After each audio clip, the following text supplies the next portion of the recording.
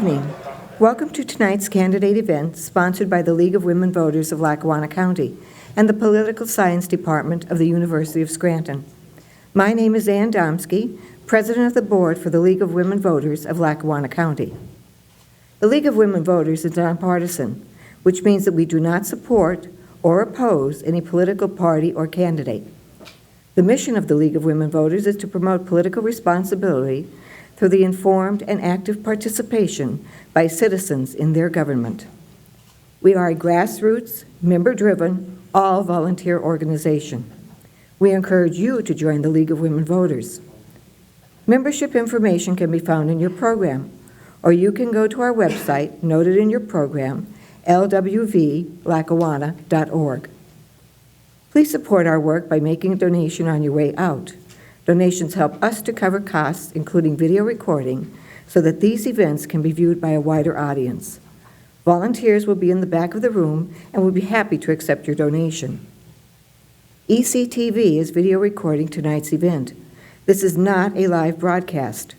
The recorded event will be aired on Comcast 19 local television, so please check the ECTV schedule, which can be found in your program. The recorded event will also be available on YouTube via links from our website by tomorrow. Please see your program for 2 upcoming debates. They will be held right here in this location. If you miss one of these, you have the ability to view the recording in its entirety. See the information in your program.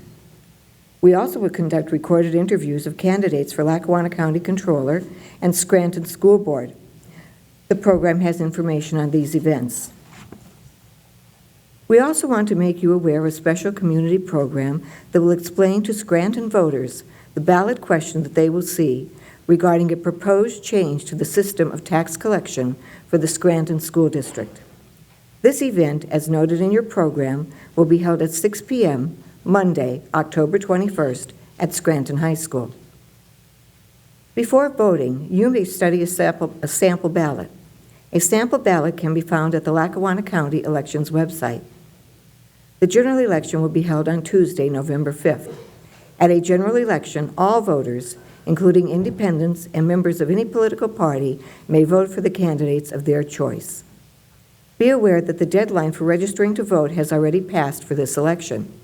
If you are not registered to vote, please be sure to take care of that at the Lackawanna County Department of Elections or the Pennsylvania State Voter Registration website prior to the May 2020 primary. A few procedural items for the audience. Please turn off and silence your other devices and phones. Please be aware that it is our policy that no person, candidate, or political group is allowed to use or edit any media from the Lackawanna County League of Women Voters event for campaign purposes. Any use of the media requires the express written approval of the League of Women Voters of Lackawanna County. No excerpts or sound bites may be taken from tonight's event. Tonight's event is among candidates for Scranton City Mayor. Andrea Mulrine will serve as moderator for tonight's event. She is currently on the board of the League of Women Voters of Lackawanna County and a past president. Andrea? Thank you, Ann. And to our audience this evening, thank you for being here. Again, please do silence your mobile devices.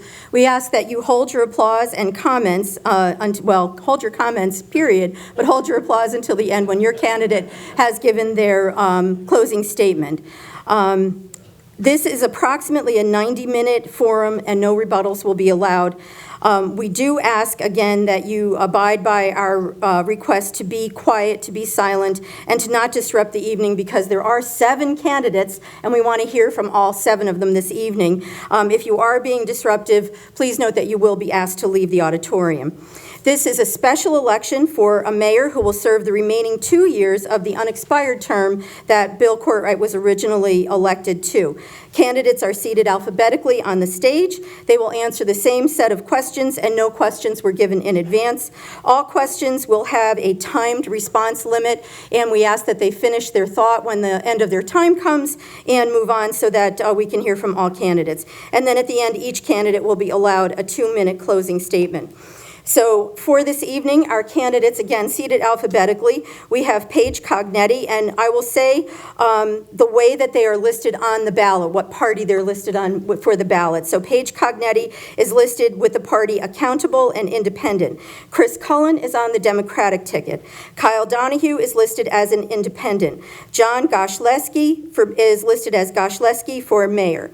Giovanni Piccolino is listed as independent for mayor. Charlie Spano is on the Republican ticket, and Gary St. Fleur is independent, Scranton United. So with that, I will ask, we did draw names to see who would give the first, answer the first question first, and then we will move in a round robin position. And Kyle Donahue will be the first person to answer. So Kyle, if you will move to the podium.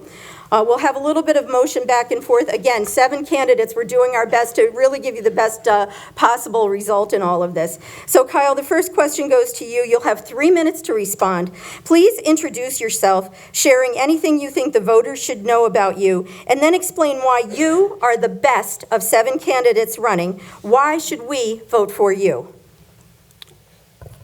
Thank you to the League of Women Voters for hosting us here tonight. My name's Kyle Donahue. I'm an independent for mayor. Me and my wife, my beautiful wife, Mary Kate, we bought a house in Southside. We made our home in Southside a couple years ago. I was born and raised in this city. After college, I chose to move back to this city. For me and we believe in this city because we believe in its potential. We want to work towards the hardships that people face in this city. But for that potential to be realized, we need principled leadership. We need honest government that stands up and fights for each and every resident of this city. I want my generation to have the same opportunity to raise their kids in this city as we were raised.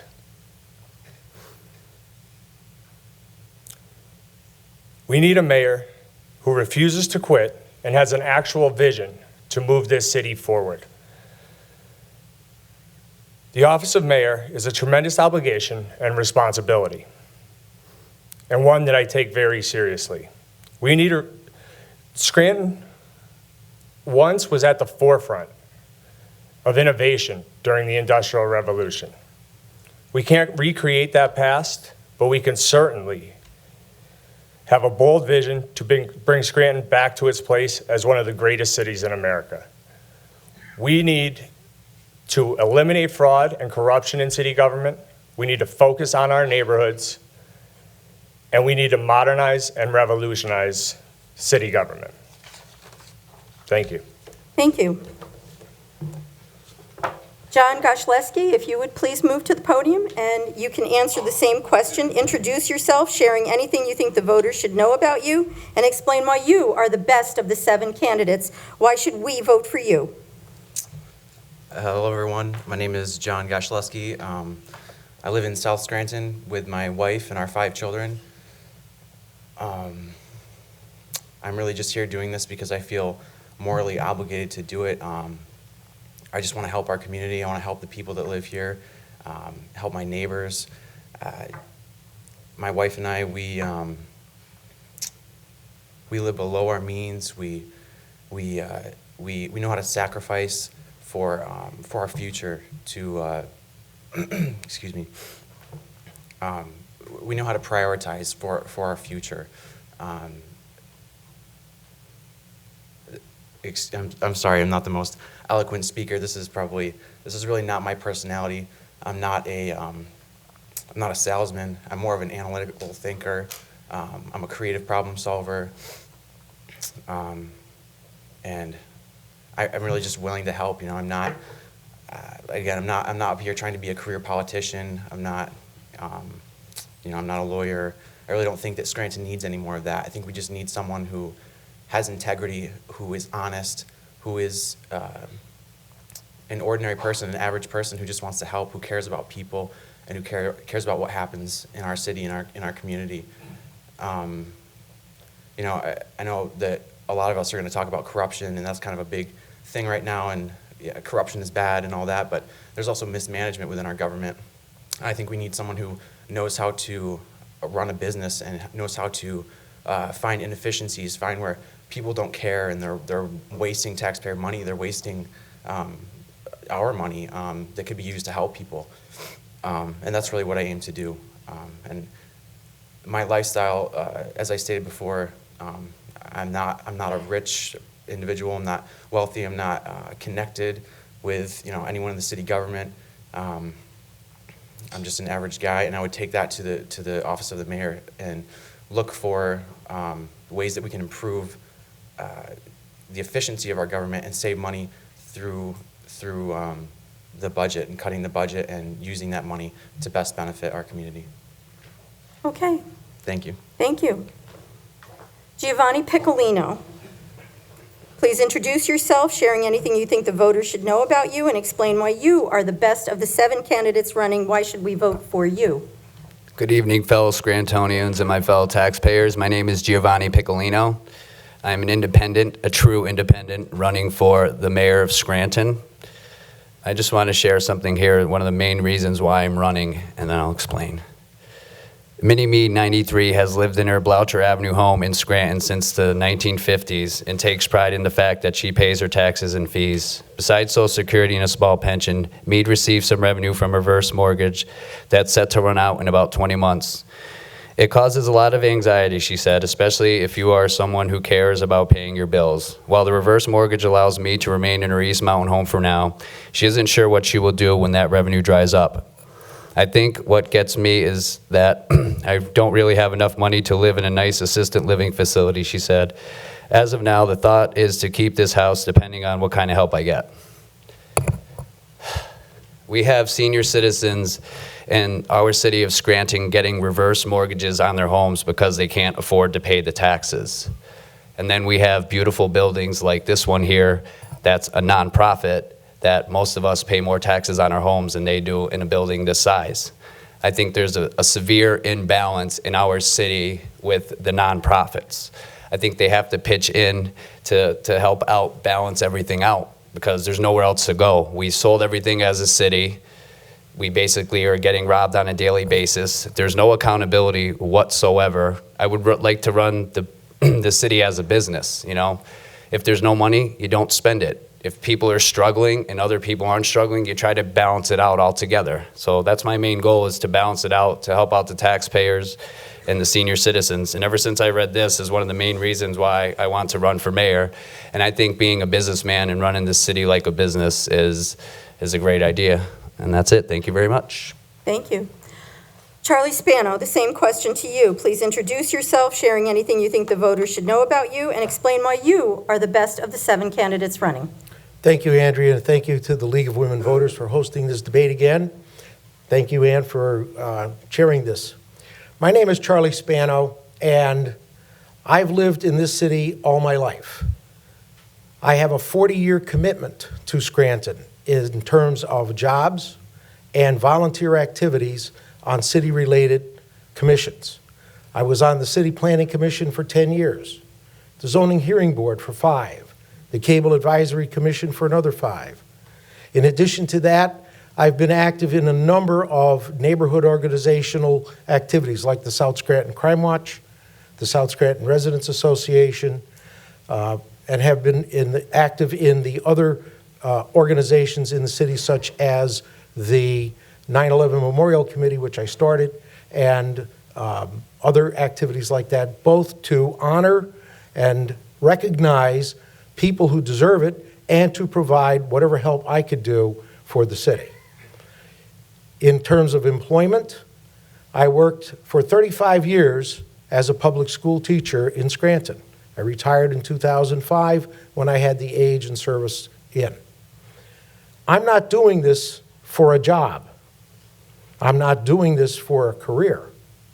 I'm asking for the responsibility to be mayor because the jobs that I've had in the federal government with the United States Census, in the county government with the Department of Voter Education, in the state government with the Department of Education as a bureau director supervising 50 people and over $200 million in funding, qualifies me, I believe, to walk into City Hall and be able to meet the employees and the problems head-on to resolve them. This is not about adding to my career or resume or anything like that. This is about service. I have 40 years of commitment to the city of Scranton. Everyone else in my family has moved away. They live out of state or out of the county. I stayed because I wanted to stay. My wife and I, Mary Rose, live up on Stafford Avenue now for 25, 30 years. We're not going to depart quickly. I urge everyone here to look at the work history of each person standing before you and each person's level of commitment of service to the city. Thank you very much. Thank you. Gary St. Fleur, the same question to you. Please introduce yourself, sharing anything you think the voters should know about you, and then explain why you are the best of the 7 candidates running. How you doing, everyone? My name is Gary St. Fleur. How you doing? Yes, okay. I'm not a politician, I can only be honest. I came here 4 years ago. And when I first came here into Scranton, this beautiful city, I was told by the locals that the city is the most corrupt city in America. Now, I didn't believe that. I imagined that it was dramatics.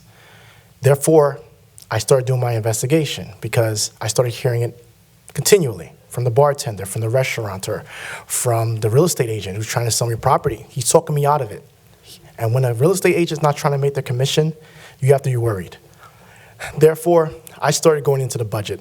I made a detailed sketch of the budget, looking at the pensions, looking at the income, or the revenue rather, and the expenses, and I came to a conclusion. My background is in accounting, so I can make this conclusion. The city's budget's out of whack. So, therefore, I went to city council, and I made my discovery known. I talked to a city councilman who told me unequivocally, out of his own mouth, that the city is controlled by a political society. He said there's nothing I can do about it, that it's always been this way, and it will always continue to be this way. And I was disgusted. I told him that this is a new age. It's 2015 at the time. You have young people running billion-dollar companies. Surely, Scranton can catch up, and these things can change. And he assured me this is not the case. I decided to act. I started with a blog called Save Scranton.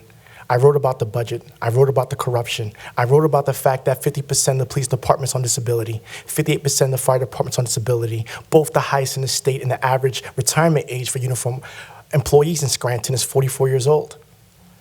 I talked about the fact that the pensions are all underfunded below 50%, that there's no real clearing when this city or the budget becomes whole. And anyone who has a background in finance will tell you that. I brought a lawsuit against the city, the Act 511 lawsuit, which is a state statute that puts a cap on local taxes. It's based on the property values. See, if the property values are declining, that means that people are getting poorer. So they made the statute in mind to say that if people are getting poor, it is wrong to tax them and to increase the taxes. But the city has been doing it for the past 20 years. I brought forth that lawsuit. I didn't hold any office. I did so as a concerned citizen. Because to be a mayor is to act. To be a public servant is to act on behalf of the people. To not care about the Old Boys Network or affiliations or any gains. It's to do right by the people that you call neighbor, that you call your friends and family. And this is why I've done, and this is why I should be mayor. Thank you. Thank you. Paige Cognetti, the same question to you. Introduce yourself, sharing anything you think the voters should know about you, and explain why you are the best of the 7 candidates running. Sure. Good evening, everyone. I am not from here. I grew up in Oregon. Tonight, or tomorrow, when the YouTube clip is available, my grandmother in Spokane, Washington, will be eagerly watching. My grandmother, who grew up on a farm in North Dakota. I am the granddaughter of farmers, ranchers, truck drivers. I am the niece of people who work multiple jobs to put food on the table for their families, and that's in Montana. I grew up at the kitchen table with my parents in Oregon, who moved from Montana because there wasn't enough opportunity there. So while I'm not from Scranton, when I knock on doors and I talk to people who are scared of being taxed out of their homes, who are working 3 jobs but still can't make ends meet, I think back to my roots and my family that is still struggling out west. My parents moved to Montana and were able to put a very comfortable life together for us, but we never stopped talking at the kitchen table about what it meant to not have enough food on that table, what it meant to be struggling, what it meant to not have a steady job and a steady income. So when I moved to the East Coast in 2005, I went to Washington, D.C. because I wanted to get into policy. I wanted to work for the government. I wanted to be part of the solution to creating jobs, to bettering the economy. I came to Scranton in 2005 for the first time. I worked on a political campaign. I had the fortune of walking into a sandwich shop in Clark Summit, and a very handsome man made me a sandwich. He's sitting right over there today. We celebrated 2 years of marriage yesterday. My husband owns a small business here. I understand the struggles of small business owners here. We are raising our family here. We are committed to Scranton. I want to create and repair this city so that it is a place that people stay. I don't want it to be a place that people have to leave. My parents had to leave the place they love because their job opportunities just weren't there for them. They couldn't see a future for their growing family there. As mayor, I want to set Scranton on a course for economic growth. There is a lot to do in the early time as mayor. First, getting out the corruption. That is something, of course, we're all going to talk about. I have a track record of actually doing that on the school board. Everyone said that we couldn't get rid of no big contracts at the Scranton School District. It was hard fought, and myself and my 3 colleagues in the minority were able to actually get that done. So I have a track record of actually clearing out corruption in the face of a lot of barriers. We have a lot of things we need to do in the short, medium, and long term to set Scranton on track. I have experience in the federal government. I worked for the U.S. Treasury Department in Obama's administration when we were fighting the financial crisis. I'm currently on leave from Eugene D. Pasquale's Auditor General's administration, where I'm fighting for seniors. We're looking at distressed school districts, including still fighting for Scranton.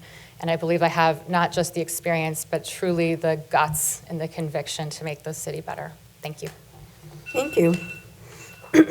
And Chris Cullen, the question to you. Please introduce yourself, sharing anything you think the voters should know about you, and explain why you are the best candidate of the 7 that are running. Thank you very much. I'm happy to be here tonight and grateful to the League of Women Voters. I'm also grateful for each of the participants up here tonight.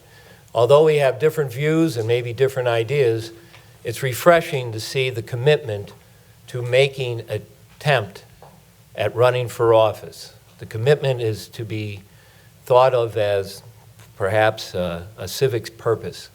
And I am grateful for that, and I salute all of the candidates here tonight. My name is Chris Cullen, of course. I'm the Democratic nominee for mayor. And why am I here? Because I love this city. I've worked for this city. I've lived here all my life. My family has been here since the 1860s, and we have a deep commitment to public service. I'm a lawyer with an MBA and over 35 years of experience in professional service to clients and to municipal bodies. I tend to believe that city of Scranton is at a crisis. It's at a crisis because of a pay-to-play culture. I'm against that. I have an anti-corruption stance of not taking any money in this election. Why do I do that? Because it frees me up to serve the interest of the city upon becoming mayor. And why do I want to be mayor? Because I think the city of Scranton needs the leadership I can provide. With an MBA and a law degree and 35 years of experience, I know what can be done and what needs to be done. And in the city of Scranton, we need to restore leadership. We need to unify our city and move our city forward. And we have to have a respect for everyone who lives in our city. Our city is a diverse, vibrant town. We are a wonderful city full of energy. We need to tap that and open it up. I propose to reinvent LIPS. I propose to modernize and bring technology into that area to free up developers and contractors and people to invest in our city.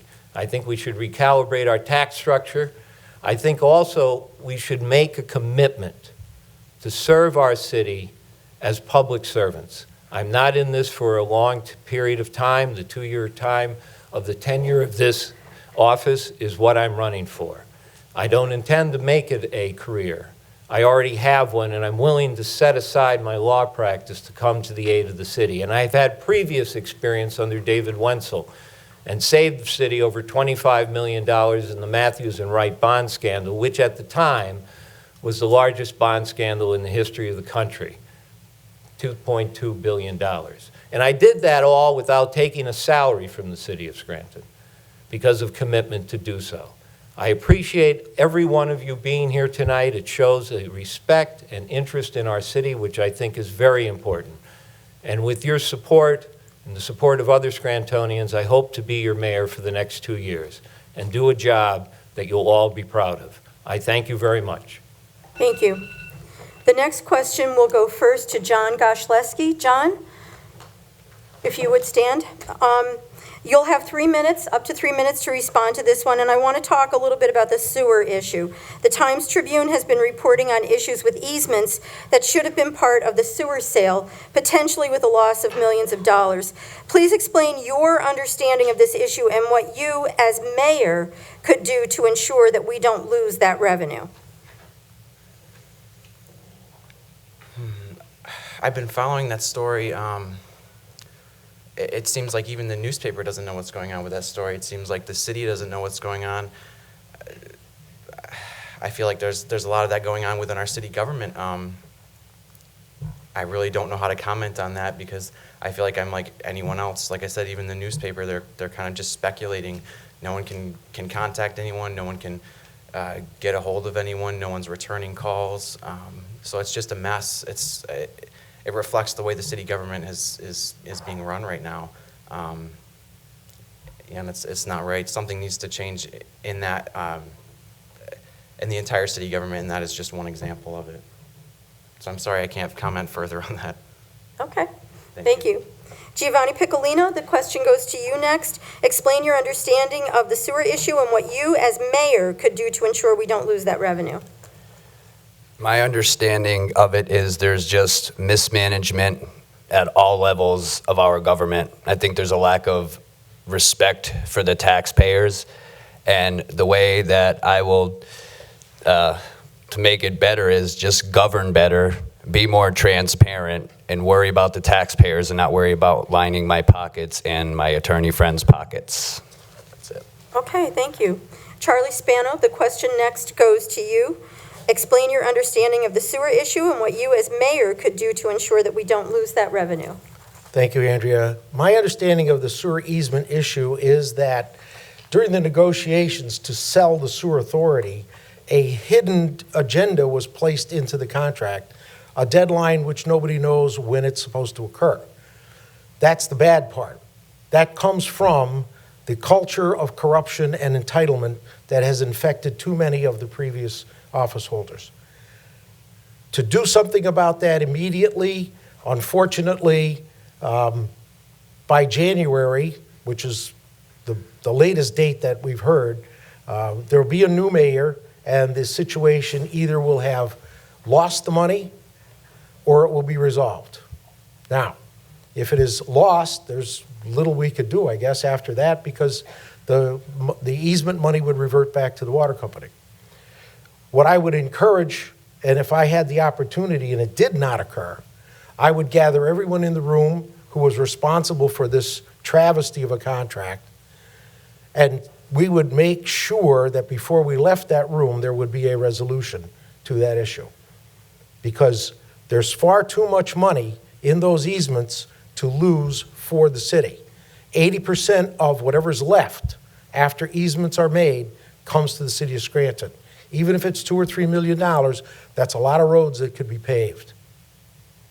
That's a capital fund budget seed money that we could use for future benefit of the city, for equipment, for uniforms, for whatever we might need it for, that could come out of a capital fund budget.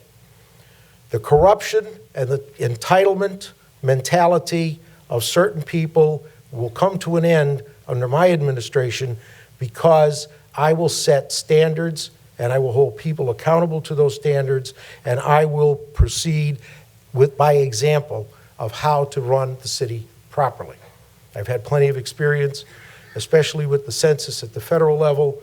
We had to comply with all sorts of federal policies through human relations, and my 40-year commitment with the city should indicate that I want to stay. I want the city to do better. I have attempted to do that in the past. If I'm not the poster child for hope and optimism, I don't know who is. But if you give me the responsibility of being mayor, you can be assured that things like that will not happen. There will be no more hidden memos or hidden deadlines or anything like that. Thank you. Thank you. Gary St. Fleur, the question is now yours. Please explain your understanding of the sewer issue and what you as mayor could do to ensure that we don't lose that revenue. Thank you. Very good question. My understanding of the sewer issue is that lawyers got together, they made deals, incompetence occurred because if everyone knew what the deal entailed, we would not be in the situation we are today. Easements were not given to the sewer authority, and there's a deadline that no one really knows in which the money will be reverted back to the sewer authority if these easements aren't obtained. This is indicative of a mindset that is short-term, thinking of today, not tomorrow, not 10 years, not 20 years from now. The city is ran like a corpse in the sense that they want to pick it of its parts before it dies, and that's the wrong mindset. We should think about the city in terms of thriving, in terms of bringing it forward. So what I would say is that there's two ways to look at the situation. We're either going to get the money or we're not, and we have to plan for both scenarios. My position is to always plan for the worst case scenario. And the worst case scenario is that we do not get this money, that it goes back, and that we have a shortfall. But we can prepare for that. How do we prepare for that? My position is that, based on my analysis, the city of Scranton has a budget that's bloated. We have the same population size of Bethlehem, and yet we spend $32 million more to operate this city. If we were to find ways to efficiently bring down the budget, we would have theoretically $32 million that we can use to spend our bills or to pass savings onto people and to operate the city. Not to mention that this would also make the tax base have a position to increase. Property values will increase. Businesses might want to go downtown instead of going to Taylor or Dixon City, where they have access to the same population, but don't have to deal with the mercantile tax in downtown. So I'm saying that we should think about moving this city forward by putting everyone on the same page towards a pathway towards prosperity. That means lowering property taxes. That means lowering the wage tax. That means making the city competitive, accessing social programs and state grants for infrastructure improvements, federal grants, talking to the incubators and the venture capitalists who would love to be in the city because this city has 5 major highways. Within 2 hours are 90 million people. We should be competitive, and we can if we have the vision and the leadership to do so. And as a mayor, that's what I will do. Thank you. Thank you. Paige Cognetti, the question to you. Please explain your understanding of the sewer issue and what you as mayor could do to ensure we don't lose that revenue. Sure. When I was in the Obama administration in 2009, we entered the office when the markets were still tanking. The markets did not actually hit the bottom until March of that year.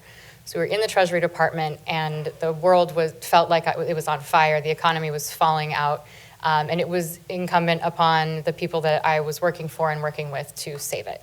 So I was in these rooms with these policymakers who had to act. They could not just not act. And the mantra of that administration was plan beats no plan. That was what you had to go by because you couldn't just sit back and watch the economy tank. You had to do something. And you knew that it wasn't going to be perfect, and you knew that you were going to make mistakes. And I've used that in my time since in my career, certainly on the Scranton School Board, certainly working for the Auditor General. There are things that come at you in these positions. There are certainly things that come at you as mayor of Scranton. It would be the most difficult job I could ever take on, that are going to be a situation where you know it can't be perfect and you know you don't have that money, but you have to go back to the principles of running an organization. And so with the sewer issue that has come up, just in the last couple of weeks, I first believe that Mayor Evans will do everything he can to secure those easements in the coming weeks and months. To the degree that he and his team are not able to do that, then when I'm mayor in January, I will put the right people around me to try to figure out how we can either recoup the $17 million that I believe part of it's in escrow, I think, part of it's with Pennsylvania American Water, to either recoup that or to try to figure out what the 2020 budget looks like, what that $17 million is supposed to go to. I don't know if it impacts us in the immediate term or the longer term. But you have to put the right people around you, and that's what I offer as mayor, is having been in those rooms, having made those decisions in the face of a crisis where you can't panic, You have to do something, but you have to do your homework, and you have to put the people around you who you trust to do the right thing, and you trust that what they tell you is true, and you trust that they've been able to do their best. So nothing will ever be perfect with something like this. The sewer authority deal, you know, these hitches keep coming up, and we can talk about corruption, we can talk about the past deals, but unfortunately, we are in the situation we are in. We have to move past it. We have to put the right people in office around the mayor and make sure that these things don't happen. So I hope that this is the last that we've heard of the sewer authority deal in terms of the bad things, but you know, it does help us. The sale did help us boost the pension funds, and the pension is on the right track. So whatever we do with the sewer issue, we cannot jeopardize the funding of the pension. That is something that's very, very important. So thanks all. Thank you. Thank you. Chris Cullen, the question now goes to you. Please explain your understanding of the sewer issue and what you, as mayor, could do to ensure we don't lose that revenue. Thank you very much. I was in those courtrooms litigating that issue. I represented businesses in this city that were affected by this easement. It was nonsense. They had no idea then, the sewer authority attorneys, where the easements were. And to this day, I'm convinced they still don't. The two attorneys that I dealt with made $158,000 apiece on the easements, supposedly to get them all. The first message they told us was, oh, we can't close on this deal until we have the easements. Then the secret agreement comes up, which is given to the press by the solicitor for the sewer authority and the city business administrator. Evidently, no one else in City Hall knew about this secret deal, which would cost the city $17 million. I will tell you that that is a fraud upon the ratepayers and upon the city. That deal was not part of the paperwork that was approved by the PUC as far as I can determine. So I don't know anything about it, but the day I get into the office of mayor, I'm going to have the business administrator either explain that to me or go find another job. I will tell you that the sewer authority deal is a classic case of corruption run amok. $8 million to lawyers. Now, I'm a lawyer. My representation of the business, who I finally was able to get this straightened out for after 9 months litigation, my bill to my client was less than $5,000. But yet, the two attorneys I dealt with made over $158,000 apiece. But that was only a small portion of the $8 million paid to lawyers. That is a problem of mismanagement, pay-to-play culture, and a feeling of entitlement, as been mentioned earlier. But we can move beyond that. I would sue to get that $17 million.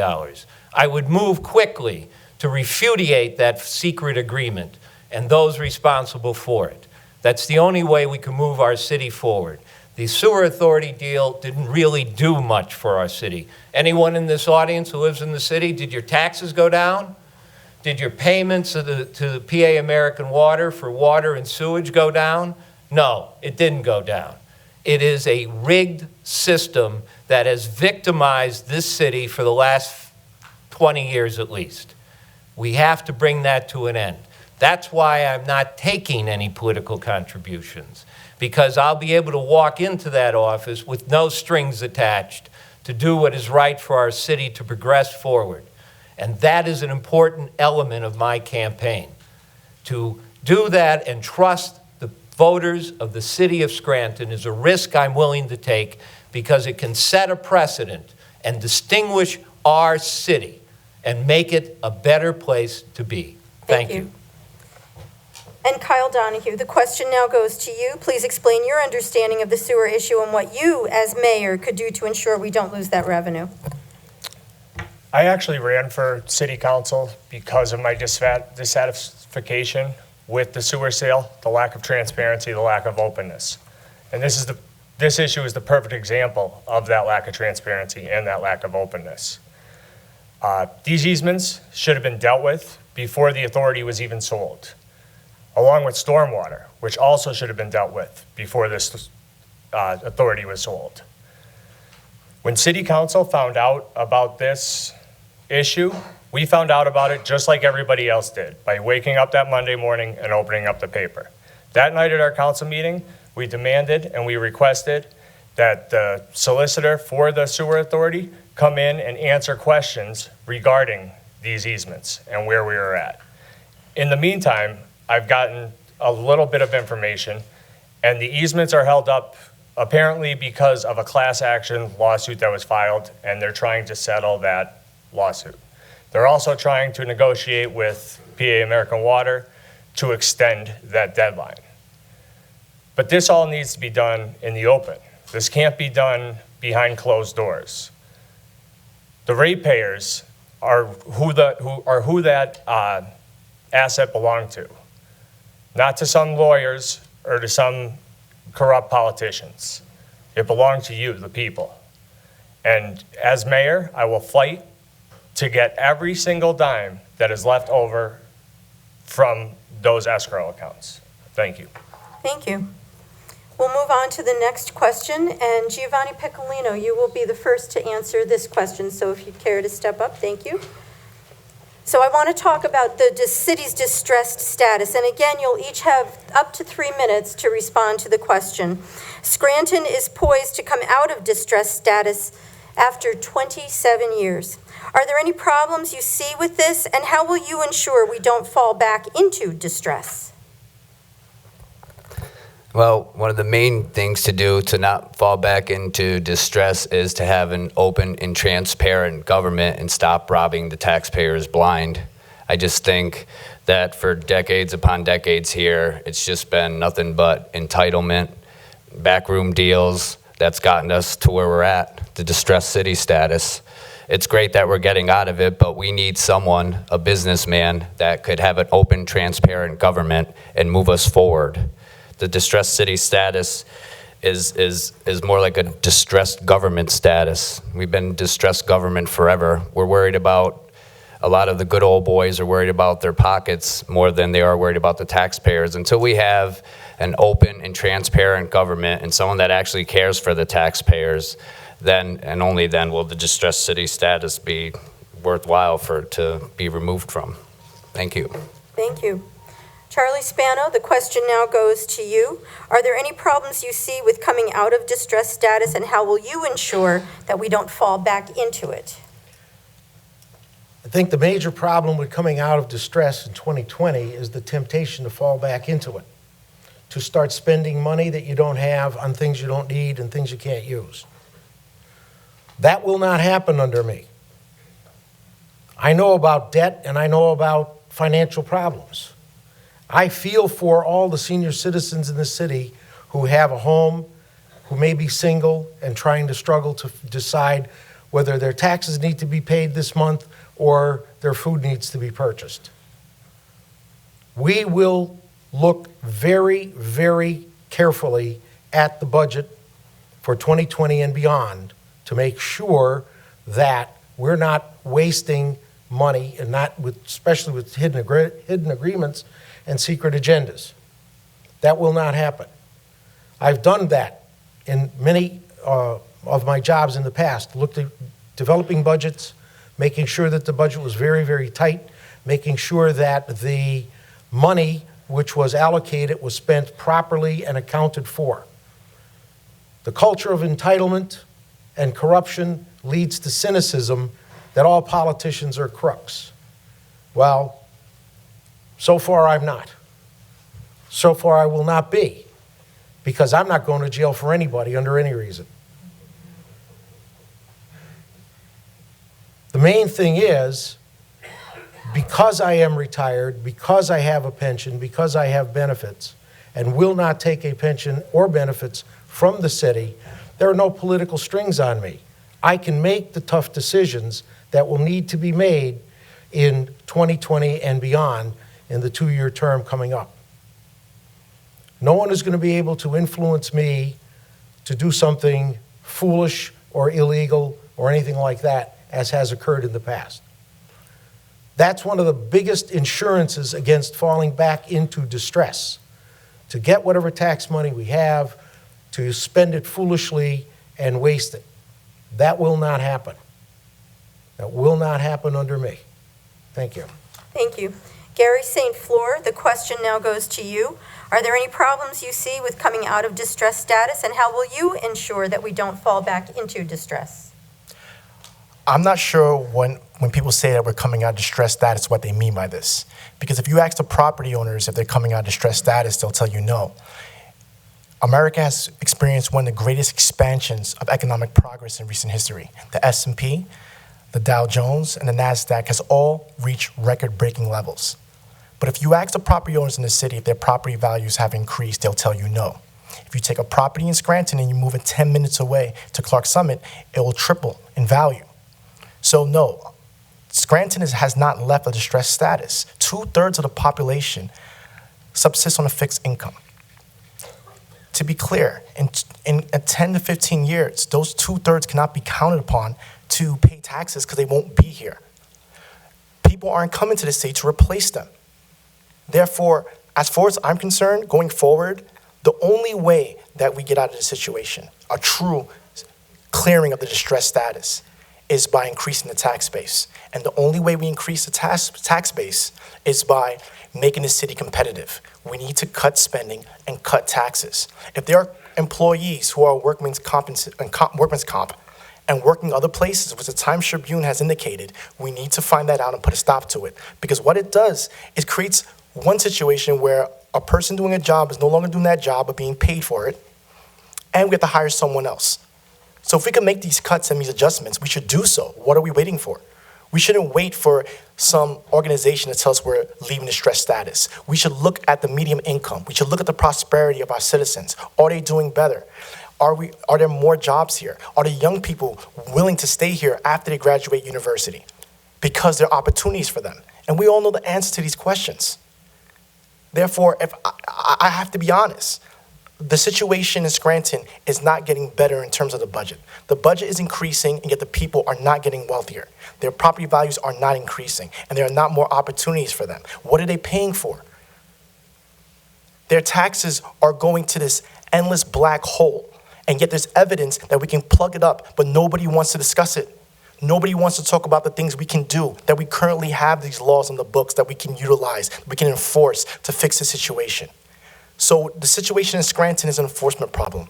We need the right people in the right positions to do the right things, and we can. Thank you. Thank you. Paige Cognetti, the question goes to you. Are there any problems you see with coming out of distress, and how will you ensure we don't fall back into it? Running the city is, I see as two tracks on the financial situation. There's the actual technical financial pieces that fall under Act 47, and then there's, as Mr. St. Fleur talked about, there's the actual tax base, the taxpayers, and the people of Scranton and how they're doing, right? So there's two tracks that as mayor I'd have to make sure that I'm doing the right thing with the financial pieces, the technical pieces, and then also make sure that every decision that I make is benefiting the most people in Scranton at any given time.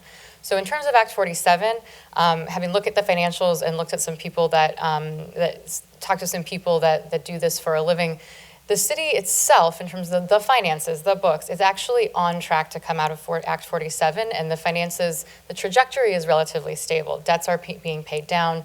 The pension is actually getting better funded. The Auditor General and I were here a handful of months ago talking about Scranton on the right track for the pension liabilities. So there, those technical pieces work. However, most doors that I knock on, the first question I get is, how are you going to help me stay in my home?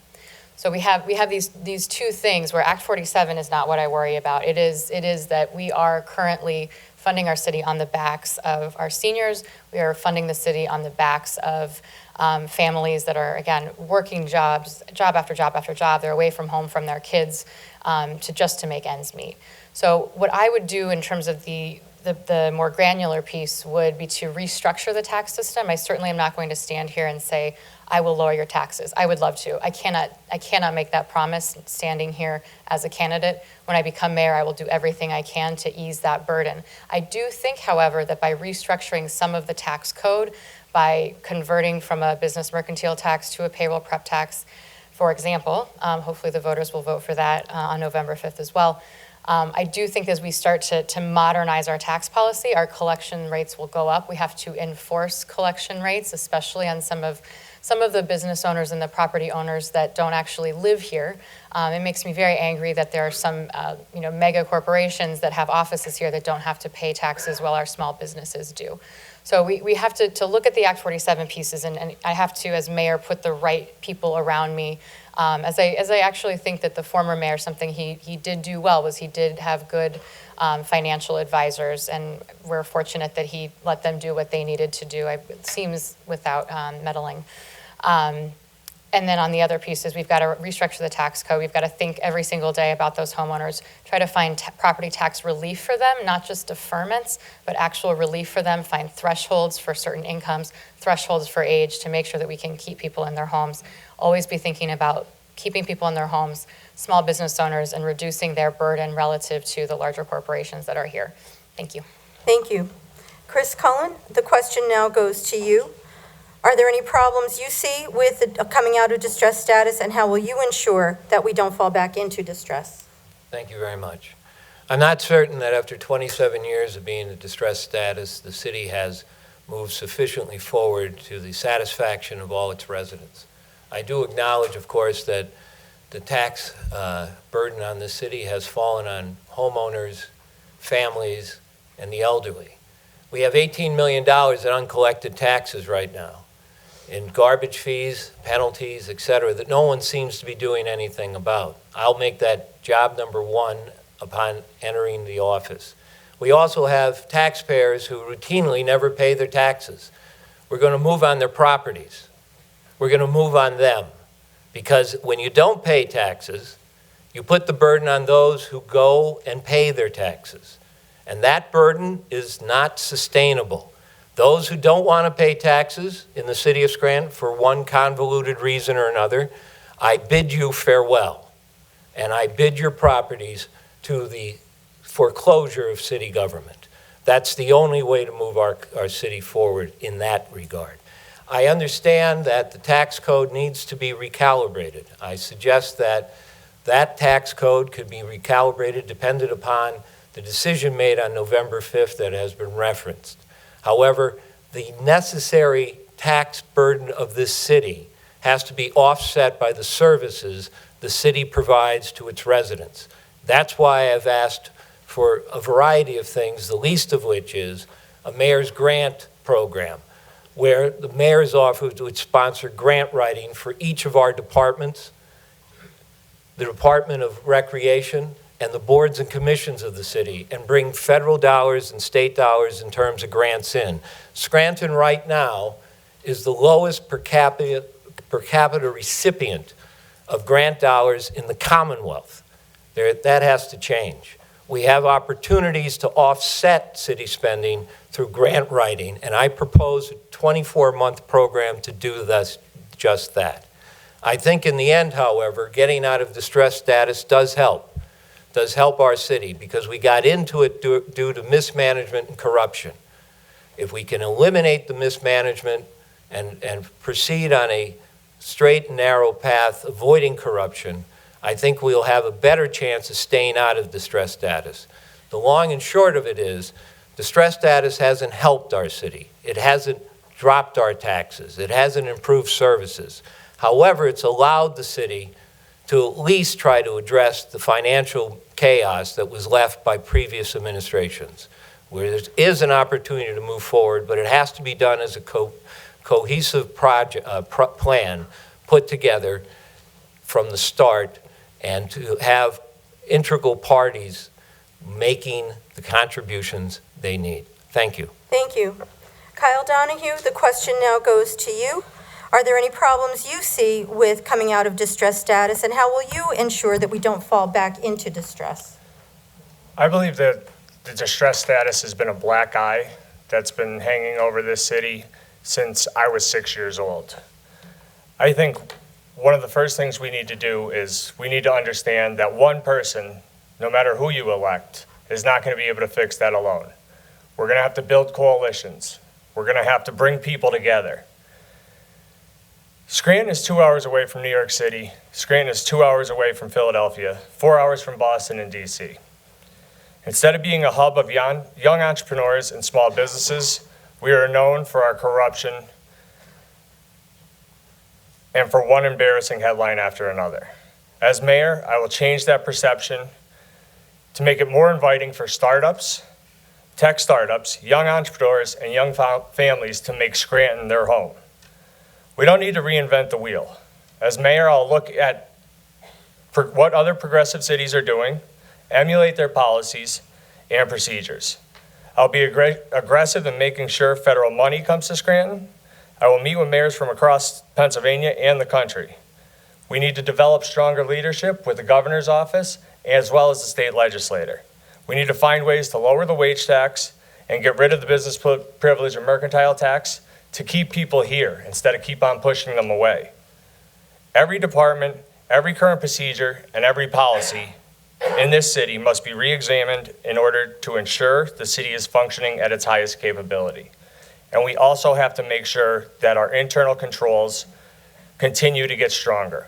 That's why with the gas card issue that recently came up, myself and the rest of members of council requested an audit to improve those internal controls, to make sure there's no waste.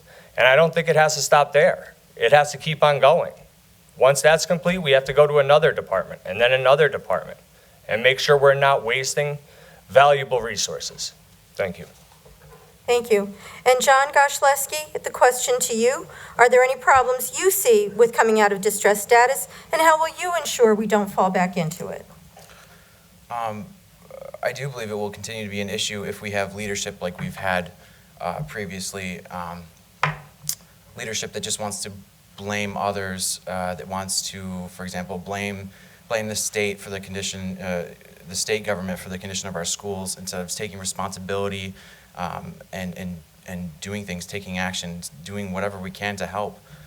I think the budget is very important.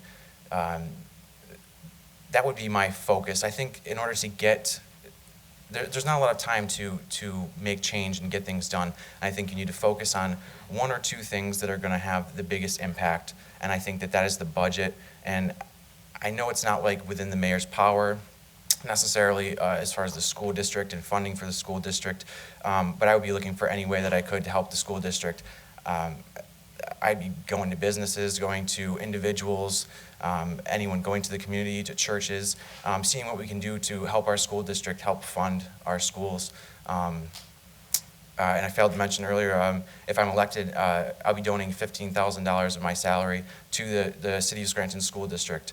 I know that's not going to help. I know that's not going to fix everything. But the point is to be an example of what a public servant should be, and to encourage that in other people and in other areas of the city government and other leadership roles within the city government, such as the business administrator, and those other areas that I would have control of. I would be looking for people like that. And if they don't have that attitude, if they don't have the attitude of a servant, if you're not there because you want to help our community, then you shouldn't be there.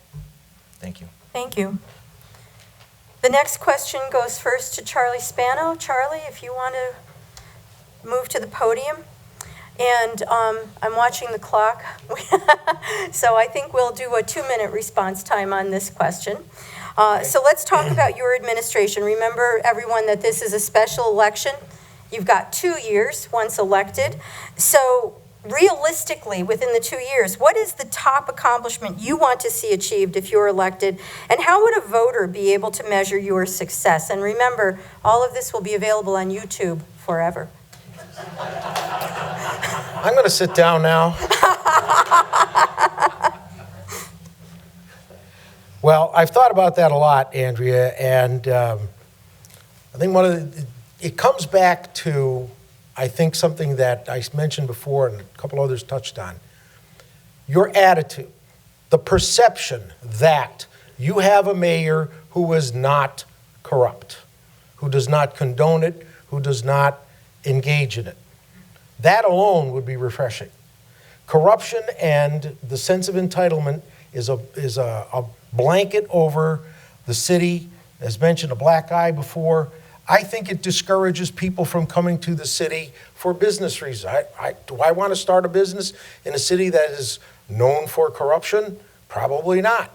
if I'm in the city with a business, and my father had a business, I grew up in the watch repair and jewelry business under the tutelage of my father. I saw how he worked hard, and I know how other business folks in the city work.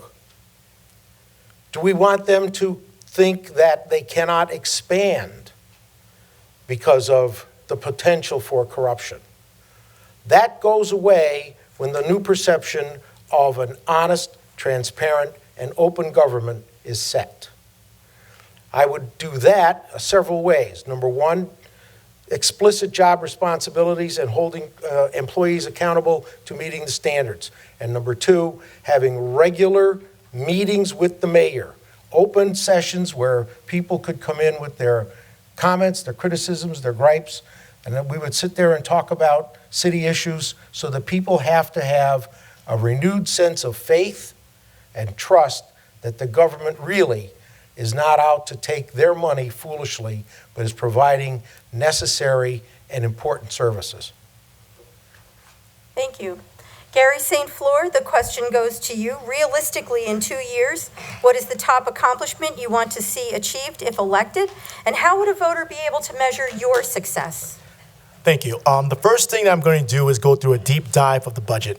I want to know the budget intimately. I want to know where the money's going, who is it going to, and why. I want to know who holds our tax anticipation notes. I want to know the loans that we have and who they're going to. I have an idea, but I want to make sure. I want the taxpayer and the voter and the residents of Scranton to know that we are a transparent government. That means utilizing technology to update the website, making information easy and accessible, knowing how many personnel works in each department, who's and what they're doing. For instance, one good example is our police department. We have 147 sworn officers, 20 civilian personnel, making a total of 167. As I brought up Bethlehem earlier, they have 154 sworn officers and 40 civilian personnel, making their total 194, our total 167. And yet we pay $10 million more for our police department. I want to know why. Where is this money going? And if we can make these adjustments and cuts and bring it down to the same level and be as efficient, we should do so. That's how the taxpayer will know I did my job. When their taxes are brought lower, when the government is more efficient, when the permit office is not punitive, when people can get their permits, they can get their licensing, they can start their businesses, letting the Scranton Enterprise Center function, because there's people who are ready and willing to invest in the city if they know they're not going to be taken advantage of. I want surveys to be conducted and people to know that my office is always open, that I'm ready to lead, that I'm ready to help them and be there for them, and that if there's any issue, I will resolve it. Thank you. Thank you. Paige Cognetti, the same question goes to you. Realistically, within 2 years, what is the top accomplishment you want to see achieved if elected? And how would a voter be able to measure your success? Sure. I will tell you, and many of you out in the audience probably know this, that the minute you realize that you are going to have a child, all of a sudden every single street sign, every single crosswalk that is not painted, every turn lane that isn't marked and you fear that you're not going to be in the right place becomes you become very acutely aware of that. What I want to do in the 2 years is make our streets and our neighborhoods safer.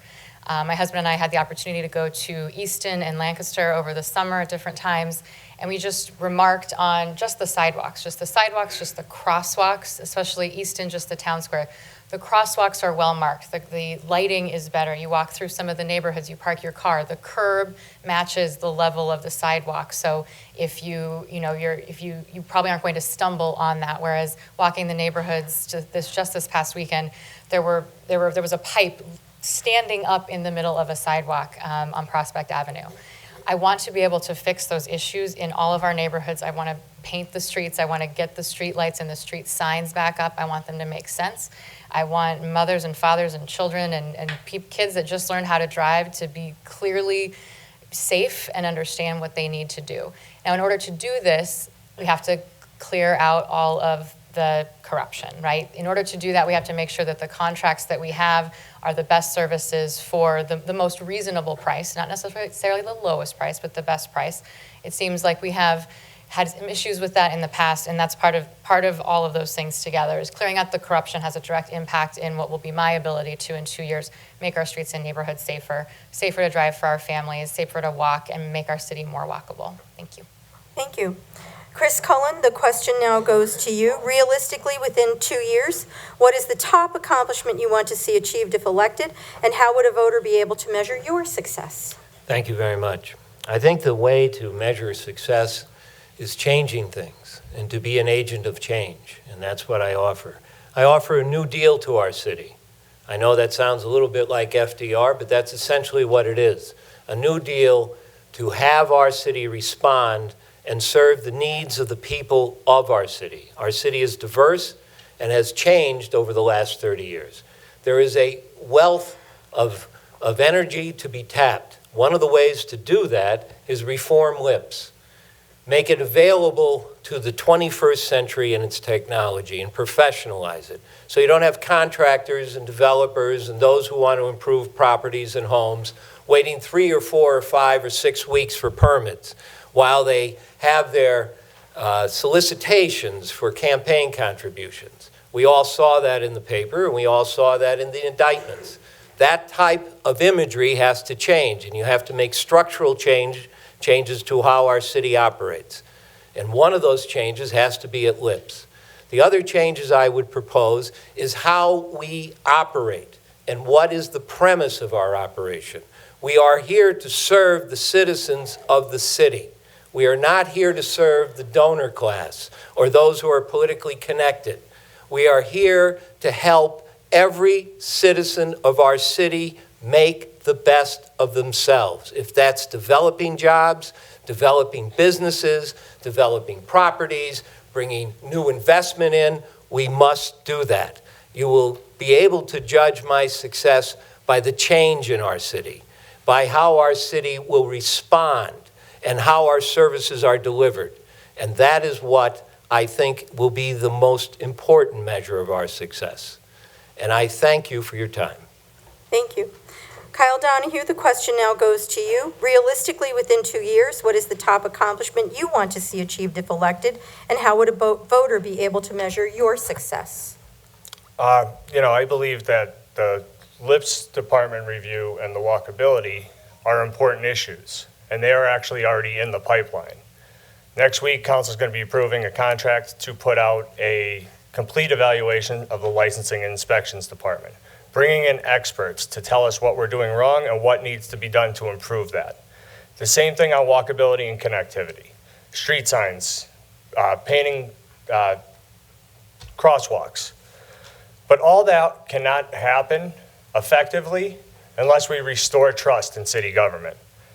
And you do that by increasing transparency, creating an open government.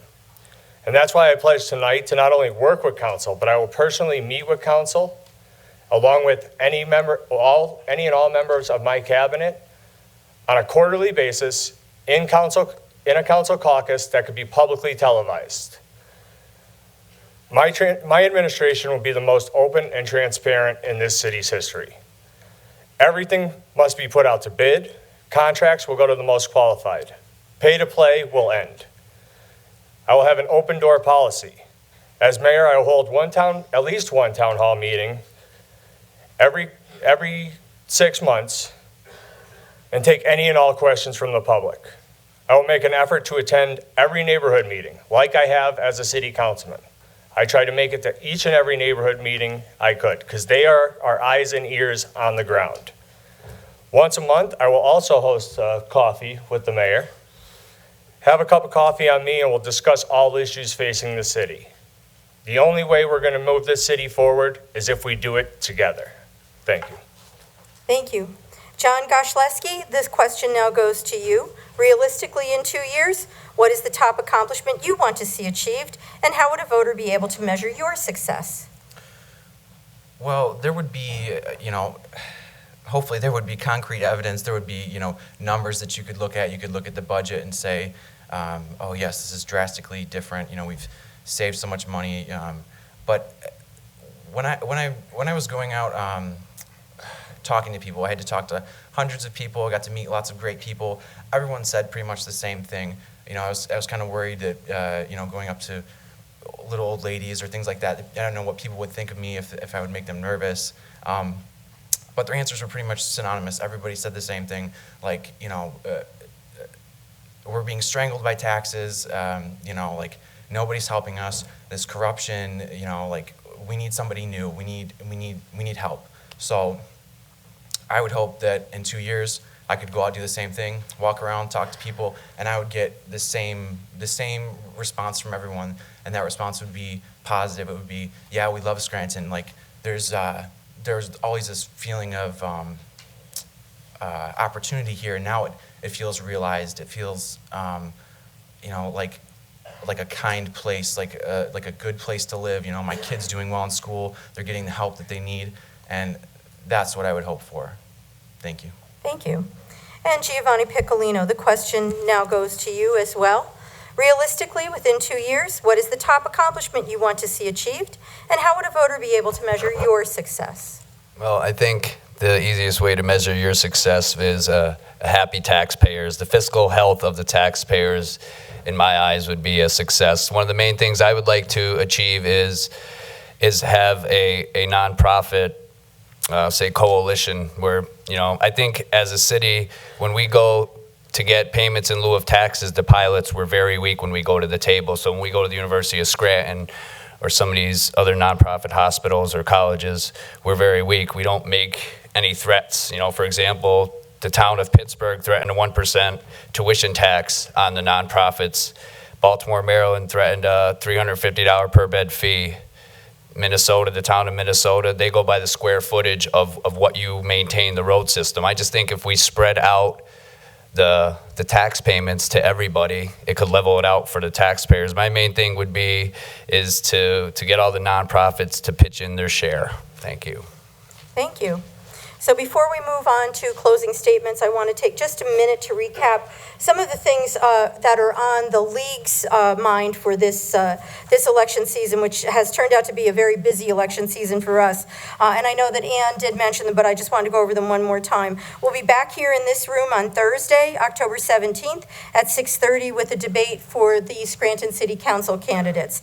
Back again on October 22nd, again at 6:30 with a debate with the Lackawanna County Commissioner candidates. And something that's critically important for the city and the school district, there will be a ballot question this year on the November ballot that begins, do you favor the Scranton School District converting from a business mercantile tax to a payroll tax to be paid by the employer? So this is a shift from what the employers pay now, what businesses pay now as a mercantile tax, to something that instead of paying on gross sales, that they would then pay on the amount of payroll that they pay out. So it's difficult to understand. There's a lot of confusion around it. We'll be hosting a forum at Scranton High School on Monday, October 21st at 6 p.m. It will be part of a committee meeting for the Scranton School Board. So we invite you to join us there. Everything will be taped, broadcast on ECTV, and then also available on YouTube through the League's website. Also on this coming Saturday, League members will be interviewing candidates for Lackawanna County Controller and also Scranton School Board. So there's quite a bit going on, and we invite you. The interviews will be conducted simply in the ECTV studio, so there's no audience there, but you'll be able to see those again on YouTube or on ECTV, so we invite you to watch all of that. I want to thank all of the candidates for being here this evening, the University of Scranton, once again, for hosting us for everything that we do, and also ECTV. And I'd like to invite all of you on the way out the door to make a contribution to support the work of the League of Women Voters if you can, and also to think about joining the League. It is an organization that's nonprofit, it's volunteer, it's nonpartisan, and it's open to both men and women, so we invite you all to join us. With that, I will turn back to our candidates now. They each have 2 minutes to give a closing statement. We did draw for the person who would give the first closing statement first. That would be Chris Cullen. So Chris, you've got 2 minutes to tell the voters why they should elect you. This is probably the most important part of the evening, and it's probably what everyone's been looking forward, the closing statements. In August of this year, I never thought I'd be here tonight in front of a crowd like this talking about a closing in support of my candidacy as the Democratic nominee for mayor of the city of Scranton. I was told this will never happen. The Democratic committee won't select you. You're not an insider. You're an outsider. You're a maverick. You're an agent of change. It won't happen. Well, it happened, And here we are, and here I am. As I said earlier, I'm a lawyer with an MBA, with over 35 years of professional work experience on matters involving appeals to zoning. I have proven myself both in the city of Scranton in previous work under David Wenzel, an honorable and one of the last mayors of the city of Scranton that actually had greatness and purpose to his administration. And I would stand up for a veteran any day of the week, because those are the individuals that make our country great. I will tell you that also I bring a skill set that no one else can bring. I also have taken the pledge of not taking any campaign contributions. I have pushed for a gift ban to strengthen the Ethics Act of our city. I have called for the creation of a mayor's grant program to bring more money into our police department, fire department, Department of Public Works. I want to see the Department of Public Works be our infrastructure engine in the city and do those things that are presently being contracted out. I would also say that our Parks and Recreation Department needs all the help it can get, because our parks reflect what our city is about. Thank you. My time is up. Good evening, and I appreciate each one of you being here tonight and the League of Women Voters. Thank you. Chris Cullen.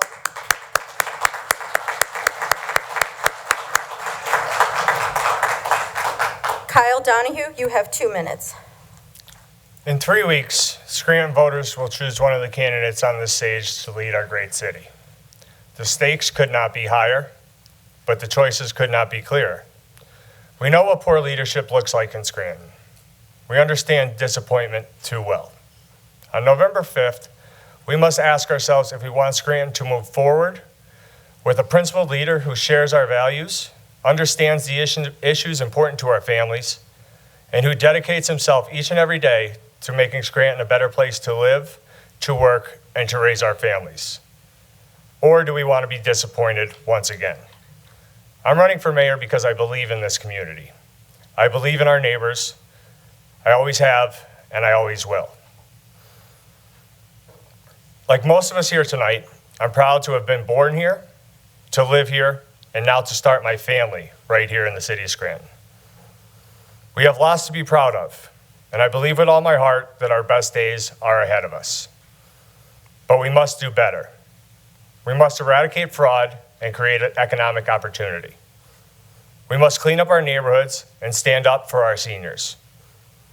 We must create city government that's as good, as honest, and as compassionate as the hard-working men and women that it serves.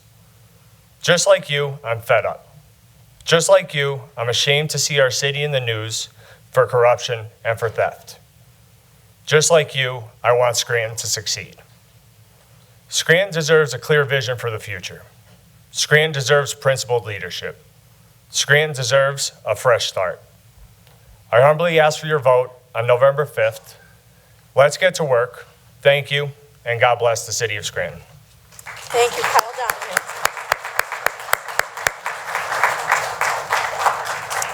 John Goshleski, you have 2 minutes now.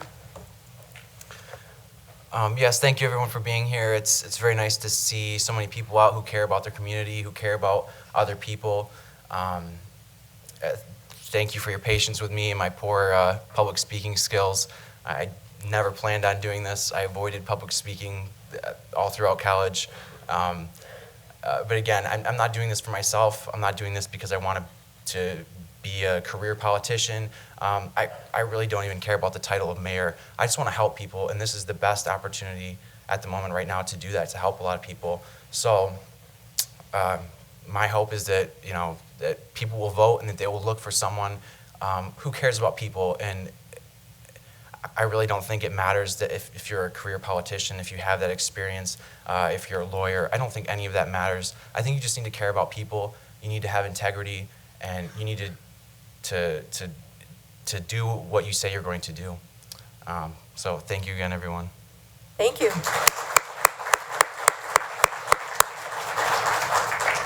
Giovanni Piccolino, you've got 2 minutes. I'd like to thank my Lord and Savior Jesus Christ for allowing me to be here. Thank you to everybody for attending here, my fellow Scrantonians. It's time to end the gravy train, guys. It's been way too long that we've had insiders in there with absolutely no respect for the taxpayers. I would absolutely enlighten my soul to help you guys out. I'm in it to honestly help out the taxpayers. You know, like I said, I read that story of the 93-year-old lady that has to get a reverse mortgage on her home to pay her taxes. That's just not what we are as a city. That's not even human. You know, so for people to come to that point in their life in our city, we should be embarrassed. And like I said, it would enlighten my soul to help out the taxpayers. And thank you very much. Thank you. Charlie Spano, your closing statement, 2 minutes, please. I'm going to start off by thanking my wonderful wife, Mary Rose, for all the love and support she's given me. I'm still trying to get her vote, but that's part of my commitment to the city, my commitment to her, my commitment in terms of both employment, where I taught 10,000 children in this city over a 35-year teaching career. 40 years working as a volunteer on a number of boards and commissions, some which were governmental, some which were not. Always with the eye towards helping and improving and making the city better, the city where I chose to stay and live. I asked for the responsibility to be mayor, not for the title, not to have a job, and not to build a political career. I ask for the responsibility because in all the jobs I've ever had, I fulfilled the responsibilities thereof. And I will do the same for all of you because I live here too, and I'll continue to live here. I need your support. I ask for your help because we can do better and we deserve better. And if this is not the time to change, I don't know when it will be. Thank you. Thank you.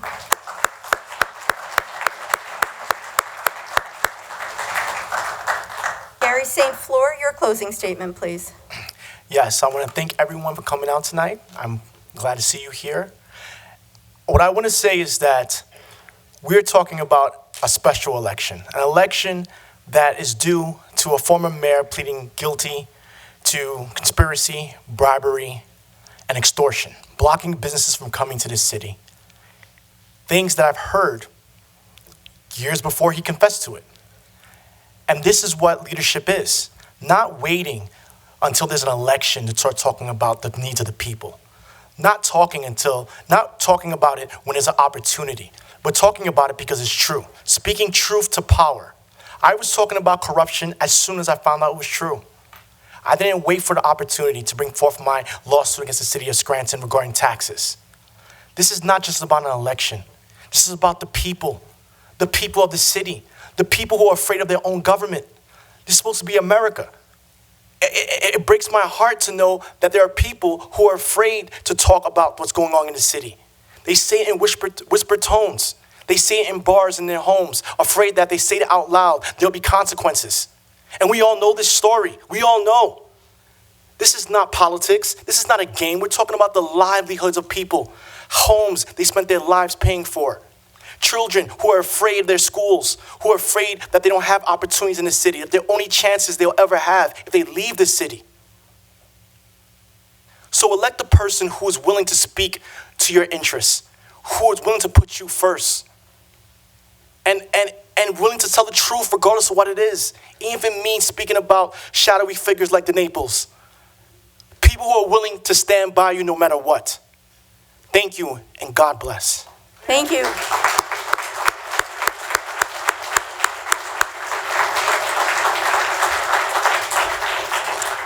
And our final closing statement from Paige Cognetti. Thank you. Thank you to the League of Women Voters and the University of Scranton for hosting us. I want to take a step back and look at the moment that we find ourselves in. The corruption of the former mayor, officials before him at the county level, the city level, and neighboring counties, and unfortunately the local Democratic Party have hurt our standing in the region. They've damaged your trust in government and set Scranton on the wrong path. There's something that has been said repeatedly tonight by Mr. Cullen, that he is not taking donations. His campaign, in fact, is funded by the same Democratic Party that was supportive of the former mayor. So I want to get that clear, that his signs are up, they're paid for by the local Democratic Party. We have to stop this. We have to stop this disingenuous, I'm not a politician thing. The corruption has to stop. It's why I joined the Scranton School Board. It's why I ran into the fight. You fight when you see something that is wrong. That's what you do. That's what you're supposed to do. That's what I was taught at my kitchen table growing up. That is what I bring to City Hall. I bring not just the fight and the conviction and the guts to clear out this corruption and reform our government and build trust back that government can work for people. I also bring in the experience. I've worked for the federal government in the Obama administration. I currently am on leave from working for Eugene DePasquale, who was the person who uncovered the corruption at the school district in the first place. I worked on the school board with my 3 colleagues in the minority to clear out no big contracts when no one said we could do that, and we did it. It took 11 months, but we did it. I hold an MBA from Harvard. I've worked in finance. I've managed investment portfolios. I know how to do this. I will put the right people around me. I will put dedicated public servants around me, and I want this corruption to stop. That is why I'm running. I'm running for my family. I am running for my husband's small business, so that someday we might be able to open a small business in Scranton. It's not something we're going to do until we fix some of those problems. I'm fighting for our future. I'm fighting for my family and for all of you. Thank you very much. Thank you very much.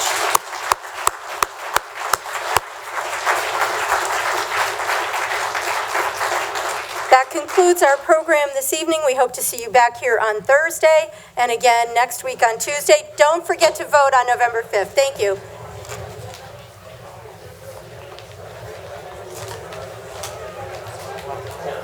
Yes.